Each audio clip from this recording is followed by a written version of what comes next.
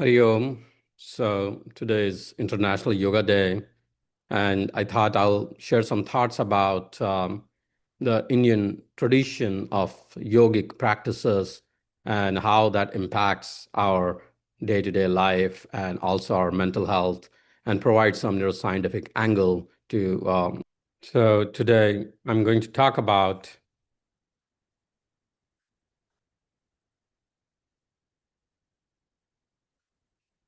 the yogic darshan. I'm going to talk about yogic darshan today, highlighting essentially, effectively, yoga beyond exercise and what Patanjali teaches us about the brain, mental health, and human flourishing.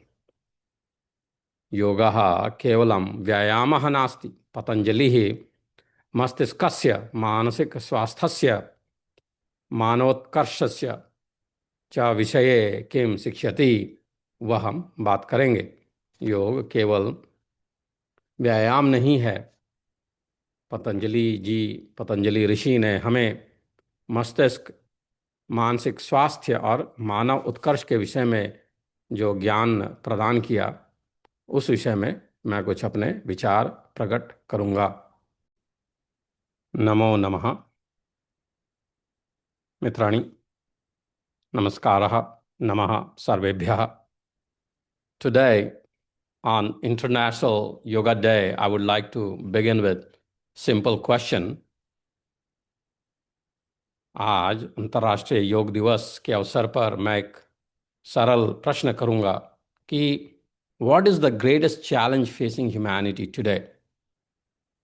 अद्य अंतर्राष्ट्रीय योग दिने अहम सरल प्रश्नेन आरंभं कर्तुम् इच्छामि। अद्य मानव जातेः समक्षं महान आह्वानं किमस्ति। आज मानवता के सामने सबसे बड़ी चुनौती क्या है? What is the greatest challenge? And some में से heart disease, others may say cancer, and still others will say climate change. कुछ लोग कहेंगे हृदय रोग, कुछ कहेंगे कैंसर, कुछ कहेंगे जलवायु परिवर्तन। केचन जनाः वदिष्यन्ति हृदय रोगः, अने वदिष्यन्ति कर्कट रोगः, अपरे जलवायु परिवर्तनम महत् संकटम इति मन्यन्ते। किंतु एक न्यूरोलॉजिस्ट के रूप में मेरा उत्तर कुछ भिन्न है। किंतु स्नायु विज्ञान वेत्ता रूपेण मम उत्तरम किंचित भिन्नमस्ति। As a neurologist, I have a different opinion. I have a different opinion. And what is my opinion? अशांत मन, अशांत मानव मन, चंचलम मानसम, the restless human mind. The restless human mind. This is the biggest challenge today. And as a consequence, we are seeing a lot of things going on around the world today, which is just because of the restless mind. Restless mind. Never before have we been so connected yet so distracted. इतिहासे कदापि वयम एतादृशम न संबद्धाः आसम, तथापि एतादृशम विचलिताः नास्म। इतिहास में कभी भी हम इतने जुड़े नहीं थे। मुझे याद है बचपन में हमारे रिश्तेदार जो मर्चेंट नेवी वगैरह में काम करते, उनका पत्र आते आते जो है महीनों बीत जाते थे। आज हम जो है पलक झपकते जूम और यूट्यूब और व्हाट्सएप वगैरह से जो है देश विदेश में सबसे हम बातचीत कर पाते हैं। इतिहासे कदापि वयम एतादृशम न संबद्धा आस्म, तथापि एतादृशम विचलिता नास्म। Never before have we had so much information yet so much anxiety. इतनी जानकारी पहले कभी नहीं थी, फिर भी इतनी चिंता है।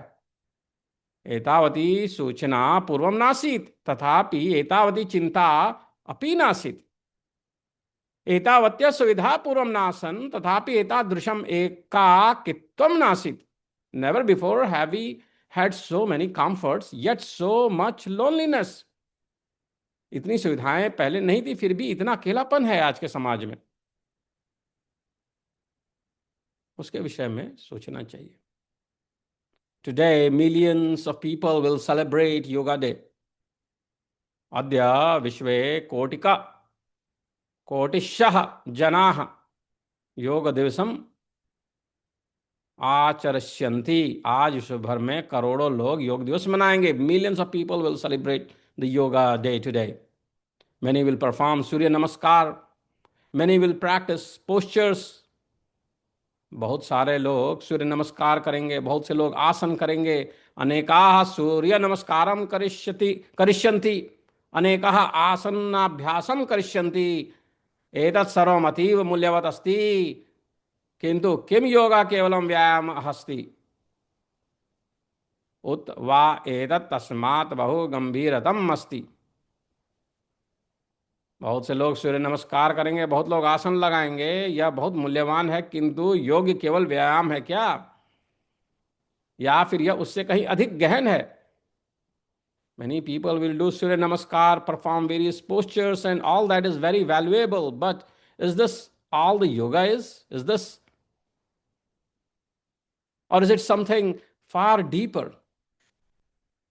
So today I would like to explore this question through Patanjali's Yoga Darshan.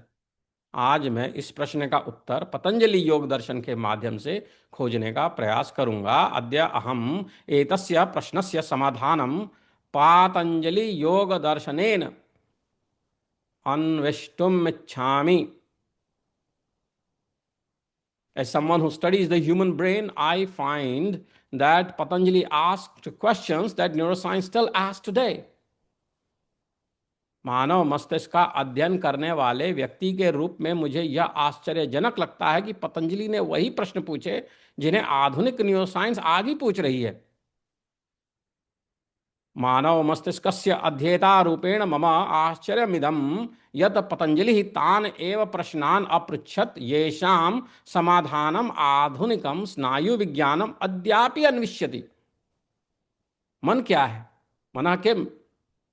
मनुष्य दुख क्यों भोगता है? मनुष्य दुखम कुतः अनुभवति? क्या ध्यान को प्रशिक्षित किया जा सकता है? किम ध्यान शक्ति ही प्रशिक्षयितुम शक्यते? क्या भावनाओं को नियंत्रित किया जा सकता है? किम भावना नियंत्रितुम शक्यन्ते? क्या चेतना का रूपांतरण संभव है? किम चेतनायाः रूपांतरणम संभवम? पतंजलि एक अत्यंत गहन सूत्र से आरंभ करते हैं। पतंजलि ही अतीव गंभीरेण सूत्रेण आरभ्यते। अथ योगानुशासनम। अथ योगानुशासनम। So for a long time, neuroscience, we the scientists have been investigating the same kind of questions which Patanjali asked thousands of years ago. What is mind? Why do human beings suffer? Can attention be trained? Can emotions be regulated? Can consciousness be transformed? Patanjali begins with profound statement. Atha yoga anushasanam. Now begins the discipline of yoga. Adhuna yoga anushasanam arabhyate. Notice that Patanjali does not begin with posture. The book doesn't start with posture. ध्यान दे कि पतंजलि आसन से आरंभ नहीं करते। पश्यन्तु पतंजलि आसनेन न आरभते, सह अनुशासनेन आरभते, सह शिक्षणेन आरभ्यते। वे अनुशासन से आरंभ करते हैं, वे प्रशिक्षण से आरंभ करते हैं। He begins with discipline, he begins with training. Then comes the most famous definition of yoga. इसके बाद योग की सर्वाधिक प्रसिद्ध परिभाषा आती है। ततः योगस्य प्रसिद्धतमा परिभाषा आगच्छति। क्या है वह? योगश्चित्तवृत्ति निरोधः। योगश्चित्तवृत्ति निरोधः। Yoga is the regulation of the fluctuations of the mind. योग मन की वृत्तियों के निरोध का नाम है। योगा चित्तवृत्ति नाम निरोधः अस्ति। चित्तवृद्धि निरोध वह योग है, वह योग है। Yoga is the regulation of the fluctuations of the mind. So what is चित्त? चित्त किम? चित्त क्या है? चित्त इज मोर देन थॉट। चित्तम केवलम विचारः नास्ति, तस्मिन् स्मृति अंतर्भवति, तस्मिन् भावना अंतर्भवन्ति, तस्मिन् कल्पना अंतर्भवति, तस्मिन् संस्काराः ध्यानं च अंतर्भवतः। Chitta is more than thought. It includes memory, it includes emotions, it includes imagination, it includes habits and attention. चित्त केवल विचार नहीं है, इसमें स्मृति सम्मिलित है, इसमें भावनाएं सम्मिलित हैं, इसमें कल्पना सम्मिलित है, इसमें आदतें और ध्यान दोनों सम्मिलित हैं। और वृत्तियां क्या है? वृत्तयः काः? व्हाट इज वृत्ति? वे मन की तरंगें हैं। विचार वृत्तियां हैं, स्मृतियां वृत्तियां हैं, चिंताएं वृत्तियां हैं, भय भय भी वृत्तियां हैं। वृत्तयः काः? ताः मनसः तरंगाः सन्ति, विचाराः वृत्तयः सन्ति, स्मृतयः वृत्तयः सन्ति, चिंताः वृत्तयः सन्ति, भयानि अपि वृत्तयः सन्ति। They are the waves of the mind. Thoughts are वृत्तिज, memories, worries, fears, they are all vrittis. And modern neuroscience tells us that the brain is never completely silent. पहले लगता था कि मन शांत रहता है हमेशा, ऐसा नहीं है। Brain is never silent. आधुनिक न्यूरोसाइंस के आधार पर हम कह सकते हैं कि मस्तिष्क कभी पूर्णतः शांत नहीं होता। आधुनिकम स्नायु विज्ञानम वदति यत मस्तिष्कः कदापि पूर्णतया निःशब्दः न भवति। विश्राम काले अपि विचाराः निरंतरम उत्पाद्यन्ते। विश्राम की अवस्था में भी विचार उत्पन्न होते रहते हैं। पतंजलि एतत् तत्त्वं प्राचीने काले एव अवगच्छत्। Even during rest, thoughts continue to arise. Patanjali recognized this long ago. Patanjali ने इस तथ्य को बहुत पहले पहचान लिया था कि विश्राम की अवस्था में भी विचार उत्पन्न होते रहते हैं। सो द नेक्स्ट सूत्र इज इक्वली प्रोफाउंड। अगला सूत्र भी उतना ही गहन है। अन्यत्र सूत्रम अपि तथैव गंभीरम अस्ति। क्या है वह? तदा दृष्टुः स्वरूपे व स्थानम। Then the seer abides in its own nature. तब दृष्टा अपने स्वरूप में स्थित हो जाता है। तदा दृष्टा स्वरूपे अवतिष्ठते। Who is the seer? दृष्टा कौन है? दृष्टा कः? आपके विचारों को कौन देखता है? तब विचारान कः पश्यन्ति। Who is noticing your thoughts? आपकी भावनाओं को कौन जानता है? आपके भय को कौन पहचानता है? तव भावना कः अवगच्छति। तव भयानि कः ज्ञाति। Who notices your emotions? Who notices your fears? This remains one of the deepest questions in neuroscience. यह आज भी न्यूरोसाइंस के सबसे गहरे प्रश्नों में से एक है। अद्यापि एषः स्नायु विज्ञानस्य गंभीरतमेषु प्रश्नेषु अन्यतमः अस्ति। Patanjali then explains the cause of suffering. फिर पतंजलि दुख के कारण बताते हैं। ततः पतंजलि दुःखस्य कारणानि वर्णयति।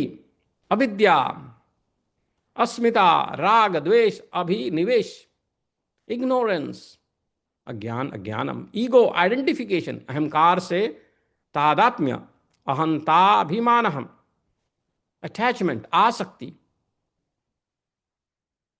अवर्षण, घृणा या विरक्ति या द्वेष, अभिनिवेश, fear of loss and death, हानि या मृत्यु का भय, मृत्यु भयम। Remarkably these remain major causes of psychological suffering even today. आश्चर्य की बात है कि आज भी मानसिक कष्ट के प्रमुख कारण यही है।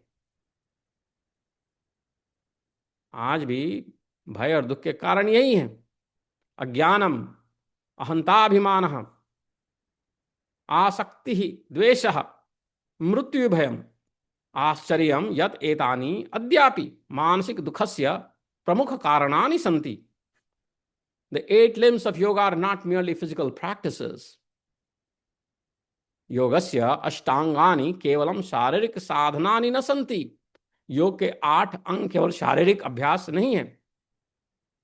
तानि मानवोत्कर्षस्य संपूर्ण प्रणाली सन्ति। They are complete system of human flourishing, वे मानव उत्कर्ष की पूर्ण प्रणाली है. So yoga is not merely flexibility, it is not merely posture, it's not merely exercise. योग केवल लचीलापन नहीं है, आसन नहीं है, व्यायाम नहीं है. योग केवलम देह लाघवम नास्ति, आसनम नास्ति, व्यायाम नास्ति, केवलम व्यायाम नास्ति. Yoga is the science of attention, yoga is science of emotional regulation, yoga is science of consciousness, yoga is science of mental freedom. योग ध्यानस्य विज्ञानमस्ति, भावना नियमनस्य विज्ञानमस्ति, चेतनायाः विज्ञानमस्ति, मानसिक स्वातंत्र्यस्य विज्ञानमस्ति. मेंटल फ्रीडम मानसिक स्वतंत्रता का विज्ञान है, चेतना का विज्ञान है, भावनात्मक संतुलन का विज्ञान है. ध्यानस्य विज्ञानमस्ति, ध्यान का विज्ञान है. On this International Yoga Day, let us remember the timeless teaching of महर्षि पतंजलि. इस अंतरराष्ट्रीय योग दिवस पर आइए हम महर्षि पतंजलि के शाश्वत संदेश को स्मरण करें. अस्मिन् अंतरराष्ट्रीय योग दिने महर्षेः पतंजलेः शाश्वतं संदेशं स्मरामः. योगश्चित्तावृत्ति निरोधः, योगश्चित्तावृत्ति निरोधः. Yoga is the mastery of fluctuation of the mind. May we cultivate clarity, compassion and inner peace. योग मन की वृत्तियों पर प्रभुत्व का नाम है. हम सभी स्पष्टता, करुणा और आंतरिक शांति का विकास करें. योगः चित्तवृत्तीनां स्वामित्वम् अस्ति. वयं सर्वे स्पष्टतां, करुणां, आंतरिक शांतिं च वर्धेयम्, वर्धयेम, विकास करें. थैंक यू, धन्यवादः.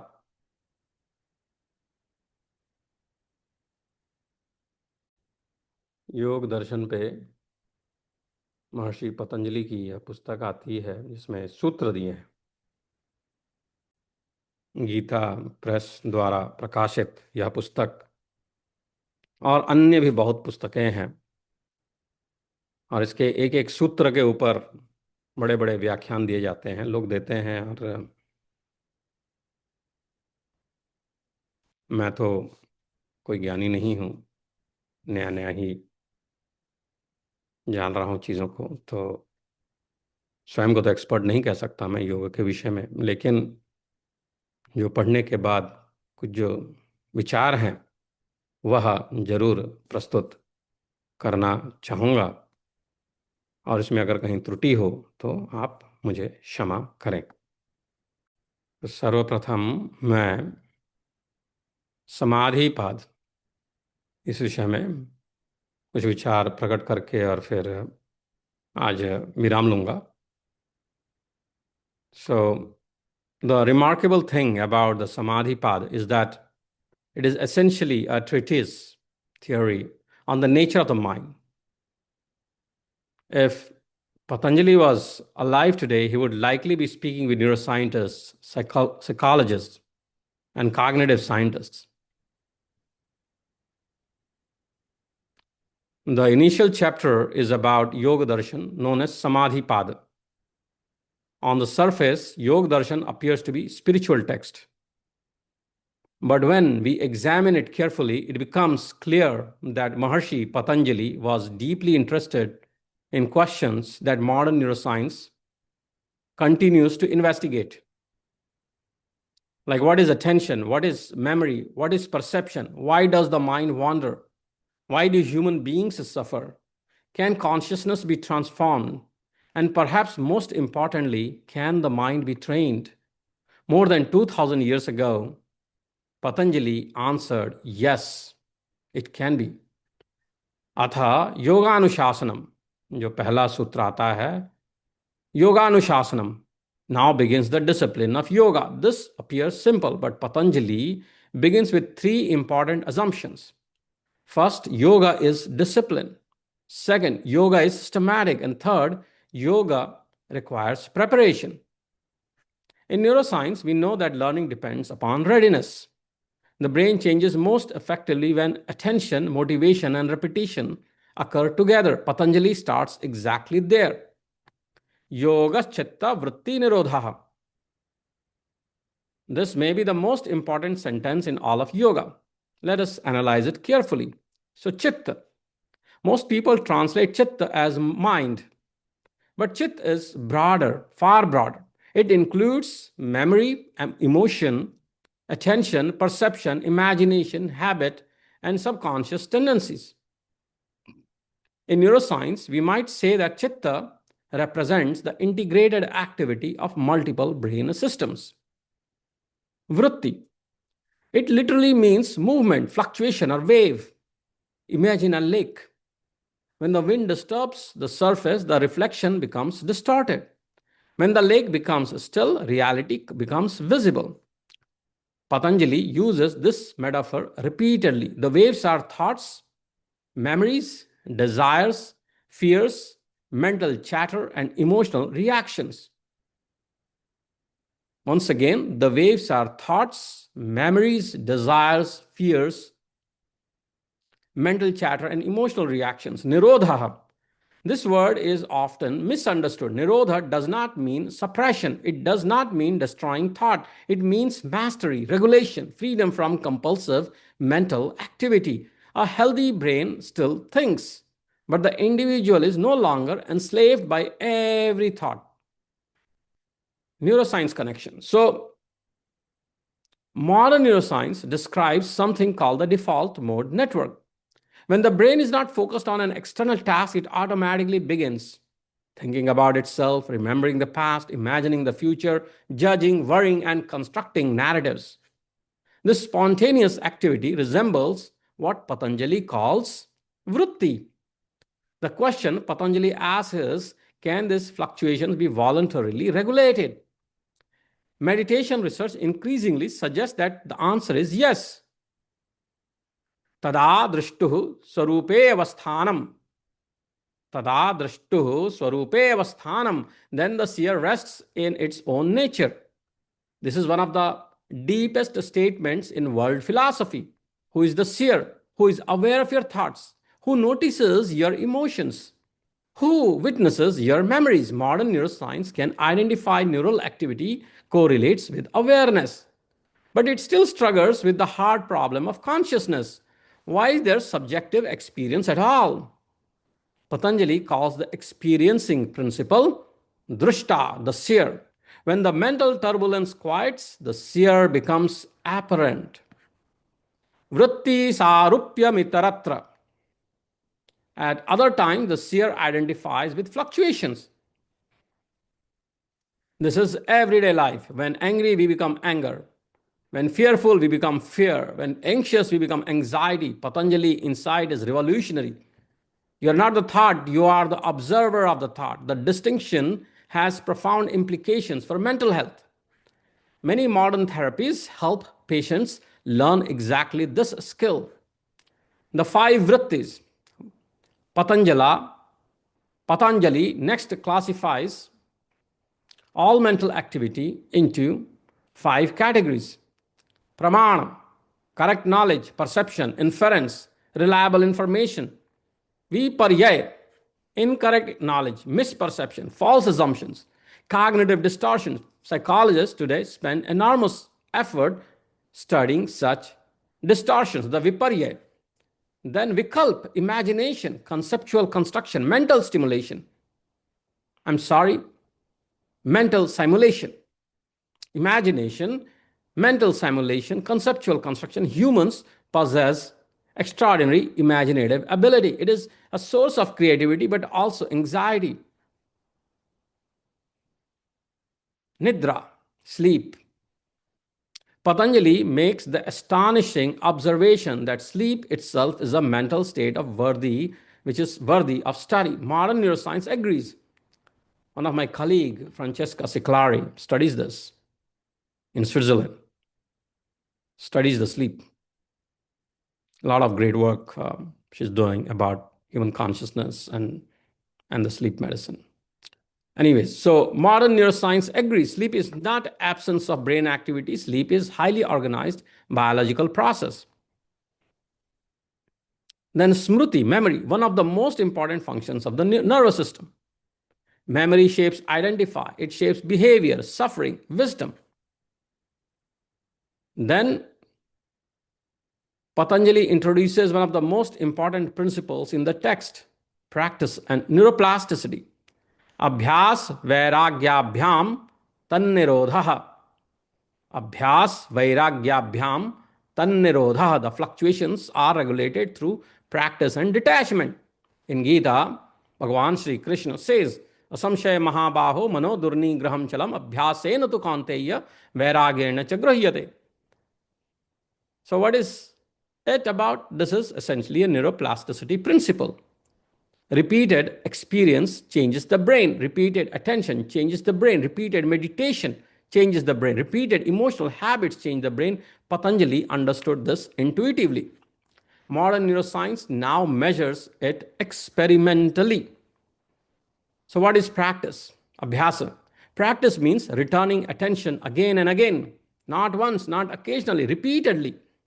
Neuroscience teaches us that repetition strengthens neural pathways. Patanjali says the same thing in experiential language.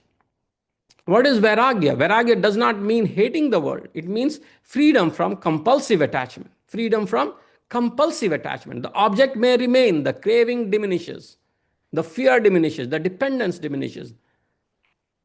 This has direct implication for addiction, anxiety, and emotional resilience. Then Samadhi. Beginning around the 17th Sutra, Patanjali discusses different levels of Samadhi. Modern people often imagine Samadhi as a mystical trance, but Samadhi Pad presents it as a progressively refined attention. The mind becomes less distracted, less fragmented, less reactive, more stable, more clear. Ultimately, awareness becomes independent of mental turbulence. Then Ishvara. One fascinating section of Samadhi Path introduces Ishvara. Ishvara Prani Ghanadva.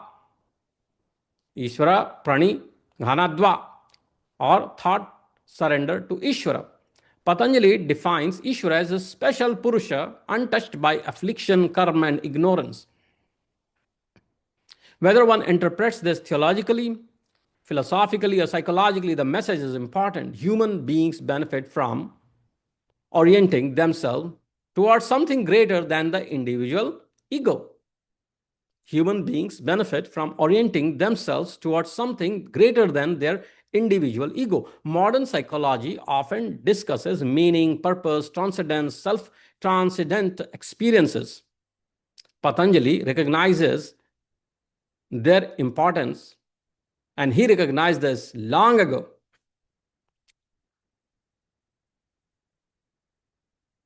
Tasya vachakah pranavah. Patanjali states, Tasya vachakah pranavah.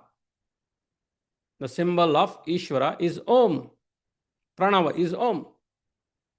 Modern neuroimaging studies have shown that repetitive sacred sound recitation can influence attention networks, emotional regulation, and autonomic balance. While Patanjali does not speak in terms of neural circuits, he clearly understood that sounds can be a tool for mental transformation. So what are the mental health lessons from Samadhi Path? What does this chapter teach us? First, the mind is trainable. Second, attention is trainable. Third, awareness is different from mental content. Fourth, practice changes the mind. And fifth, the freedom begins when we stop identifying with every thought. Freedom begins when we stop identifying with every thought. How should we study Samadhi Path? Do not rush. Study one sutra at a time. Read the Sanskrit, learn the language. Read the commentary from the book that I said or other texts of similar nature. Reflect, meditate, observe your own mind, return to the sutra, repeat. Samadhi Path is not merely information. It is an invitation to experiment with consciousness itself. So on this International Yoga Day, I would suggest that Samadhi Path may be one of the most important mental health texts ever written. It is not a book about stretching. It is not a book about physical fitness. It is a systematic investigation into attention, memory, emotion, identity, awareness, and consciousness. In modern language, you might call it a neuroscience of subjective experience. And perhaps its most important teaching remains Yogaschitta Vritti Nirodha. Yoga is the mastery of the fluctuations of the mind. In an age of distraction today, that message may be more relevant than ever. Om Shanti, Shanti, Shanti. समाप्त करने से पहले मैं दो मंत्र सुनाऊंगा।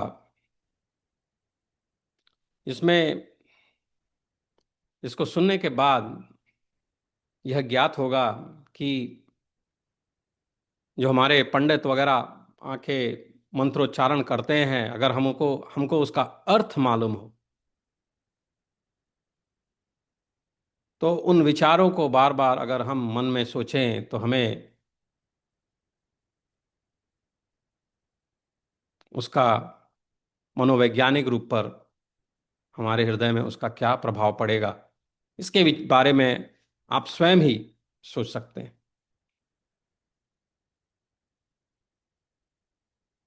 तो पहला तो स्वास्थ्य वाचन है।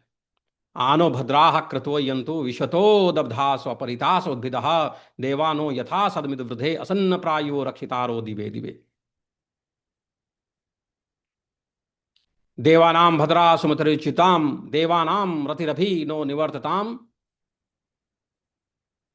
देवानां सख्यमुपसेदिमा वयम देवान आयु प्रतिरन्तु जीवसे तान पूर्वया निविदाहुमहे वयम भयम वयम भगम मित्रमदितिम दक्षमस्तिदम अर्यमणम वरुणम सोममश्विना सरस्वती नः सुभगा मयस्कर तन्नो वातो मयो भुवातु भेषजम तन्माता पृथ्वी तत्पिता द्यौः।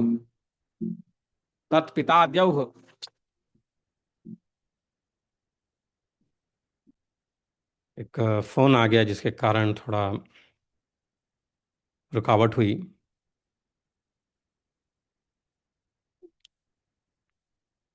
खैर, ये पूरा स्वास्थ्यवाचन तो नहीं सुनाऊंगा, लेकिन उसका जो अर्थ है उसके कुछ कुछ बिंदु हैं जो कि बहुत महत्वपूर्ण है, जो कि मनुष्य के हमारे साइकोलॉजी को किस प्रकार पॉजिटिवली इम्पैक्ट कर सकते हैं, वह सोचने की बात है। तो स्वास्थ्यवाचन में कहते हैं कि कल्याणकारक, न दबने वाले, पराभूत न होने वाले, उच्चता को पहुंचाने वाले शुभ कर्म चारों ओर से हमारे पास आए।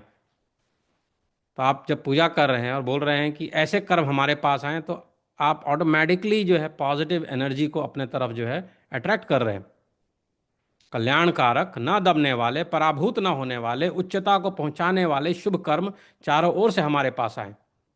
प्रगति को न रोकने वाले, प्रतिदिन सुरक्षा करने वाले देव हमारा सदा संवर्धन करने वाले हों। सरल मार्ग से जाने वाले देवों की कल्याणकारक सुबुद्धि और देवों की उदारता हमें प्राप्त होती रहे। इस प्रकार से कहते हुए आगे कहते हैं कि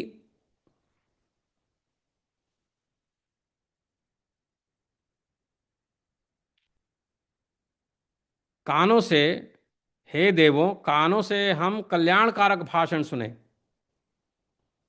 आंखों से हम कल्याणकारक वस्तु देखें, स्थिर सुदृढ़ अवयवों से युक्त शरीरों से हम तुम्हारी स्तुति करते करते हुए जितनी हमारी आयु है वहां तक हम देवों का यानी सज्जनों का हित ही करें।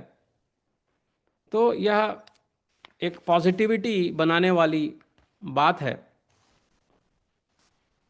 उसी प्रकार एक दूसरा सूक्त आता है, तन्मयी मनः शिव संकल्प मस्तु, यजुर्वेद में आता है,